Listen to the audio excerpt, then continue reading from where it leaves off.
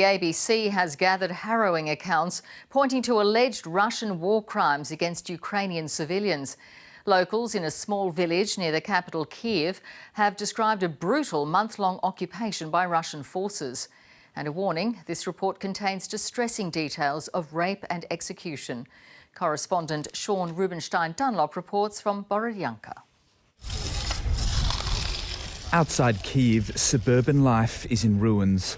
For 5 weeks, Russian forces terrorised towns along their failed mission to storm the capital.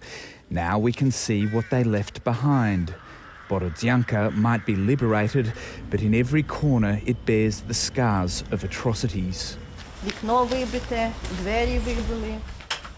We met Vera Holubenko, whose home in a nearby village was occupied by Russian soldiers. The invaders left a cyclonic mess, the remains of Russian army supplies and an alcohol-fuelled descent into depravity. She says they were bringing girls here. Look at these so-called liberators. Now everyone is trembling and no one can sleep. Russian troops dug into this village for a month. Women hid and were brutalised when they came out for food. Late at night, they were showing up drunk and shooting people in the legs. Drunk soldiers came into Valentina Cherednichenko's house, looking for her daughter and a female friend. She told us they shot her son-in-law Sasha in the back of the head.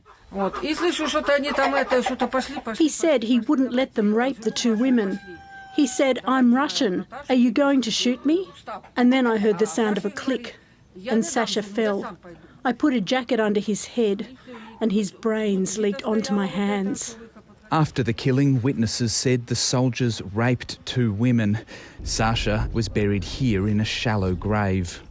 Sasha Pistun was a father of 2 and construction worker, and one of many Ukrainians who suffered the final indignity of being buried in someone's yard. And as the Russians retreat, each day more cases emerge. Of all the areas outside Kyiv, Ukrainian authorities believe this one suffered the most atrocities. A civilian killing in cold blood and a possible war crime, one of many in what Ukraine is describing as a genocide. Sean Rubenstein-Dunlop, ABC News, Borodyanka. While Russian forces have pulled back from the capital, fighting to the east is ramping up. People are fleeing westward, but in the port city of Mariupol, heavy fighting has prevented thousands from escaping. Europe correspondent Isabella Higgins reports from Kyiv. Finally, free from what some say is a living hell.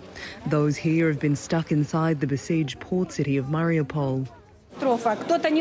People are having mental breakdowns. There's a woman we know who hanged herself. People are being buried in the streets. Shallow graves, half a metre deep at best, with some earth on top. Dead bodies all over the city. It's believed 160,000 remain trapped. Red Cross buses were unable to enter. Those here managed to escape the city and were then picked up. We walked. We decided to go with a child, and our family let us go with tears in their eyes. NATO says Russia is preparing to take the entire Donbass region. Maurice Payne is in Belgium to show Australia's solidarity with the Western security bloc. Today I'm announcing 67 further sanctions of Russian elites and oligarchs. The US has introduced more sanctions against Moscow, including targeting President Vladimir Putin's daughters. This war has already inflicted enormous pain and suffering on an entire nation. But now here, there's hope that Moscow is scaling back its ambition. The Pentagon has confirmed that all Russian troops have now left Kyiv. 6 weeks into this invasion, this country, its government and its soldiers have defied expectation. Of course they can win this. Mr. Putin has achieved exactly 0 of his strategic objectives inside Ukraine. But in the Donbass, it appears the worst could be yet to come. There's a renewed panic to get the innocent out of harm's way. from a war which has shown no mercy. Isabella Higgins, ABC News, Kyiv.